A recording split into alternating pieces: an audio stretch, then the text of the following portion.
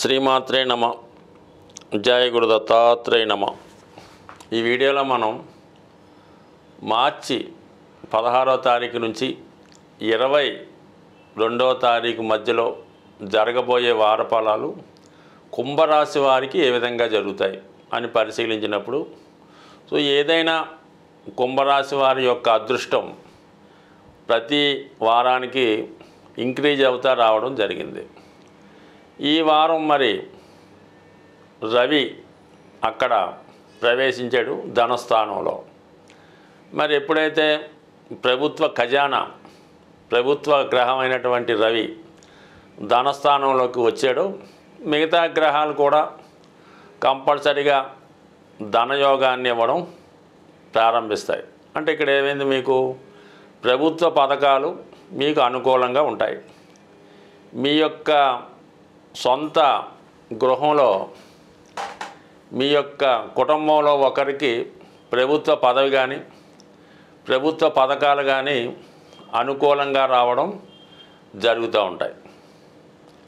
దాని తర్వాత ఏంటంటే దూరం అయిపోయినటువంటి మీ యొక్క బంధువు, మీ తండ్రి కావచ్చు, కుమారుడు కావచ్చు, ఎవరైనా అవ్వచ్చు, మళ్ళా తిరిగి మీ కుటుంబంలో కలుసుకోవడం జరుగుతూ ఉంటుంది. అలాగే మీ కుటుంబంలో ఉన్నటువంటి ఆర్థిక సమస్యలు పరిష్కారం అయ్యే దిశగా మీ కుటుంబంలో ప్రతి ఒక్కరూ ప్రత్యేక శ్రద్ధ తీసుకొని ఆ సమస్యల్ని సాల్వ్ చేసే ప్రయత్నం చేస్తారు.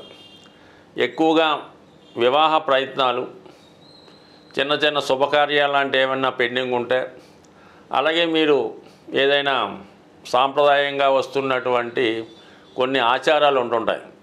ఏదైనా దేవునికి కళ్యాణం చేస్తూ ఉంటారు కొంతమంది. లేదంటే వాళ్ళ గృహంలో ఏదైనా శుభకార్యం జరిగే ముందు ఏదైనా ఒక సంబరం లాంటిది చేయడం జరుగుతూ ఉంటుంది. అటువంటి వేడుక అంటే మీ కుటుంబానికి సంబంధించినటువంటి వేడుక ఒకటి ఈ సమయంలో మీరు నిర్వహిస్తారు. దానికి అందరినీ, గొప్పవారిని, మీ బంధువుల్ని అందరినీ కూడా ఆహ్వానించి ఒక పెద్ద వేడుకలుగా జరుపుతారు. అంటే ఇదంతా కూడా ఇంటర్నల్గా ఏంటంటే గతంలో మిమ్మల్ని విమర్శించిన వాళ్ళు మీ యొక్క దేన స్థితిని చూసి అవహేళన చేసిన వారికి మీరు మీ యొక్క అభివృద్ధిని, మీ యొక్క ఉన్నతిని చాటే విధంగా, మీ యొక్క గొప్పతనాన్ని ప్రదర్శించే విధంగా ఈ యొక్క వేడుక, శుభకార్యం అనుకుందాం పోనీ, జరిపించే అవకాశం ఉంది. దాంతో మీరు కొంతవరకు మళ్ళా మీ యొక్క బంధువర్గంలో ప్రముఖ వ్యక్తిగా మారే సూచనలు ఉన్నాయి.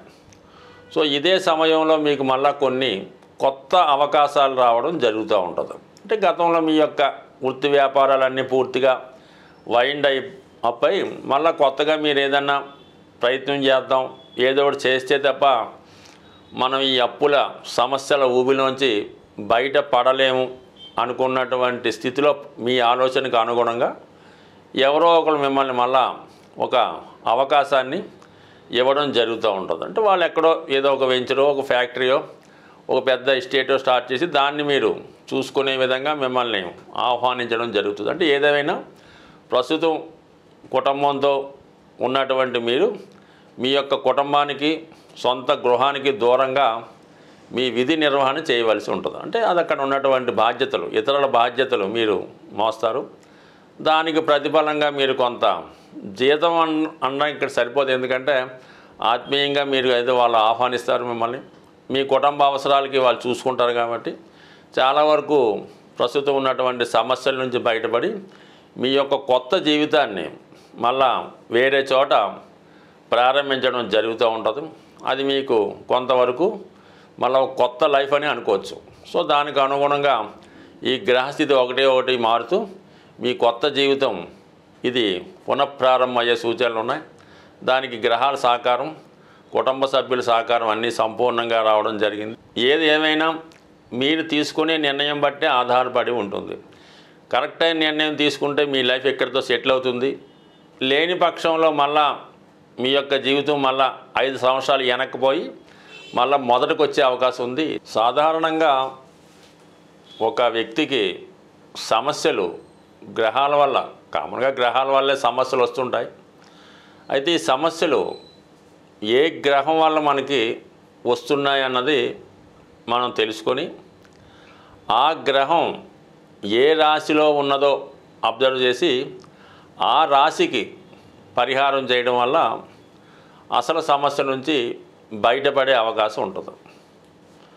అయితే ముఖ్యంగా రుణ సమస్యలు కుజగ్రహం వల్ల రావడం జరుగుతూ ఉంటుంది. అయితే కుజగ్రహం వల్ల రుణ సమస్యలు వస్తాయి అందరికీ తెలుసు. కుజుడికి పరిహారం కూడా కామన్గా చేస్తుంటాం. హనుమానికి తమలపాకుల పూజ, లేదంటే సింధూరంతో అర్చన, సుబ్రహ్మణ్య స్వామి ఆరాధన చేస్తున్నాం. అయితే మరి ఎందుకు ఈ సమస్య మనకి సాల్వ్ అవ్వడం లేదు అని పరిశీలించినప్పుడు, అయితే ఆ కుజుడు మనం పరిహారం చేసే సమయంలో ఏ రాశిలో ఉన్నాడో గమనించి ఆ రాశికి పరిహారం చేయడం వల్ల మనకి ఫలితం రావడం జరుగుతూ ఉంటుంది. సో అందువలన ఏంటంటే ఇప్పుడు అందరూ మనం భయభ్రాంతులకి గురి చేస్తున్నటువంటి, అంటే అందరూ కాదు, కొంతమంది ఇలాగా కొంతమంది అలాగా, ఏమైనప్పుడు కూడా జనానికి అంటే ముఖ్యంగా జ్యోతిష్య ప్రేక్షకులకి చాలా అసహనాన్ని, చిరాకుని, భయాన్ని కలిగించే షష్టగ్రహ కూటమి ఇది మీనరాశిలో ఏర్పడడం జరుగుతుంది. ఎప్పుడు ఏదో రాశిలో గ్రహాలు కలుస్తుంటాయి, వెళ్తుంటాయి, తిరుగుతూ ఉంటాయి. కాబట్టి ఇది ప్రపంచంలో మహా అద్భుతము కాదు, ఎప్పుడూ జరగనిది కూడా కాదు, రొటీన్గా జరుగుతుంటాయి. అయితే వారి దాన్ని బట్టి, చూసే దృష్టిని బట్టి అది కొందరికి మంచిగాను కొందరికి చెడుగాను కనబడవచ్చు. అయితే ఇప్పుడు ఎవరైతే ఈ షష్టగ్రహ కూటమికి ఇబ్బంది పడుతున్నారో దానికి పరిహారం ఏంటి మనం ఆలోచించినప్పుడు, మరి ఈ గ్రహ కూటమి మీనరాశిలో ఏర్పడింది కాబట్టి మీనరాశికి మనం పరిహారం చేసుకోవాలి. మీనరాశికి అధిపతి ఎవరు? గురుగ్రహం. మరి గురుగ్రహానికి పరిహారం చేసుకుంటే మనకి ఆటోమేటిక్గా మీనరాశి ఎలివేట్ అయ్యి ఆ రాశిలో ఏర్పడినటువంటి షష్టగ్రహ కూటమి మీకు అనుకూలంగా మారే అవకాశం ఉంది. అంటే ప్రతి గ్రహం కూడా అనుకూలంగా ఉంటుంది, ప్రతికూలంగా ఉంటుంది, మనం చేసుకునే దాన్ని బట్టి ఉంటుంది. ఇప్పుడు గురుగ్రహానికి మనం పరిహారం చేసుకోవలసి ఉంటుంది. ఈ షష్టగ్రహ కూటమి, ఇప్పుడు షష్టగ్రహ కూటమి ఏమిటి, ఆల్రెడీ 4 గ్రహాలు అక్కడ ఉన్నాయి కదా, దానికి కూడా పనిచేస్తుంది. అంటే ఈ కూటమి ఉన్నంతకాలం మీరు గురుగ్రహానికి పరిహారం చేసుకుంటే సరిపోతుంది. అంటే గురుగ్రహానికి ఏ విధంగా పరిహారం చేసుకోవాలి? చాలా సింపుల్గా దత్తాత్రేయుడు, సాయిబాబా, రాఘవేంద్ర స్వామి, దక్షిణామూర్తి, శివుడు, చివరికి శ్రీమన్నారాయణుడు, ఎవరికి ఏ విధంగా సులువు అవుతుందో ఆ విధంగా మీరు చేసుకుంటే సరిపోతుంది. ఇక ఇవన్నీ మన వల్ల కావు. చక్కగా గోశాలకు వెళ్ళడం, గురువారం గోశాలను దర్శించి ఆ గోశాలను శుభ్రం చేసి తుడిసి, అవసరమైతే గోవులకి స్నానం చేసి ఆ పరిసరాలు శుభ్రంగా ఉంచి, ఆ గోవులకి ఏదైనా దోమలు గేములు ఏమీ లేకుండా శుభ్రంగా ఫ్యాన్లు అలంకరించి, ఫ్యాన్లు అమర్చి కొంచెంసేపు వాటికి సేవ చేసి రావడం వల్ల మీరు ఒక 100 సార్లు షిరిడీ వెళ్తే ఎంత పుణ్యం వస్తుందో ఈ విధంగా ఒకరోజు ఆ గోశాలని శుభ్రం చేయడం వల్ల మీకు అటువంటి వరం, సేవ, పుణ్యం లభించే అవకాశం ఉంది. చాలా వరకు హైదరాబాద్ వాస్తవ్యులకి చింతపల్లిలో వేంచేసి ఉన్న మరి సాయిబాబా గారు ఆలయ దర్శనం అంటే పర్టికులర్గా అదే. ఎందుకంటే అక్కడ ముందుగా గోశాల ఉంటుంది, దాని వెనకాలే మరి బాబావారు వేంచేసి ఉన్నారు.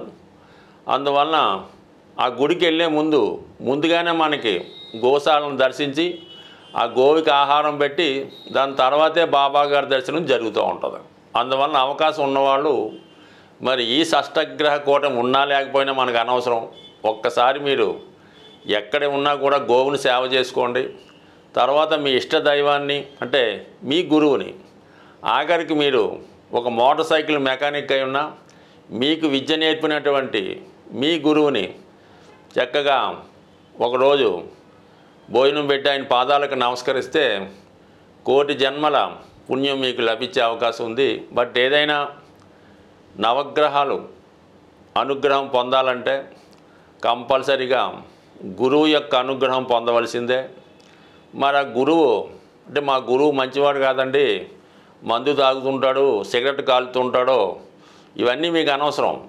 గురువు గురువే తప్ప గురువు వ్యక్తిగత అలవాట్లతో కానీ అతను స్నానం చేస్తాడా ఇవన్నీ మీకు అనవసరం. చక్కగా మీరు గురువుని గురువు రూపంలో సేవించినప్పుడు కంపల్సరీగా మీకు ఆ పుణ్యం లభిస్తుంది. దాని నుంచి అంటే నవగ్రహాలు పెట్టే ఇబ్బందుల నుంచి బయటపడే అవకాశం ఉంటుంది. స్వస్తి.